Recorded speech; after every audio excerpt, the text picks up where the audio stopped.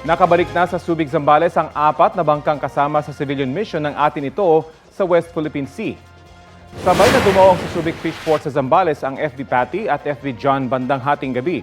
Pasado alauna ng madaling araw naman dumating ang dalawang iba pa. Ayon sa atin ito, mahigit 100 bangkang lumahok sa misyon.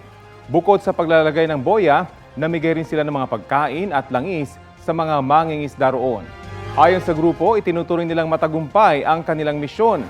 Nakapagbigay ayuda kasi sila sa mahigit 140 mangingisda. Sa kabila ng pagumasid ng ilang barko ng China Coast Guard, sabi ni PCG spokesperson for the West Philippine Sea, Commodore J. Tariela, paranoid o labis na nag-aalala ang China sa pag-deploy nito ng anyay overkill na puwersa ng China Coast Guard para sa civilian mission.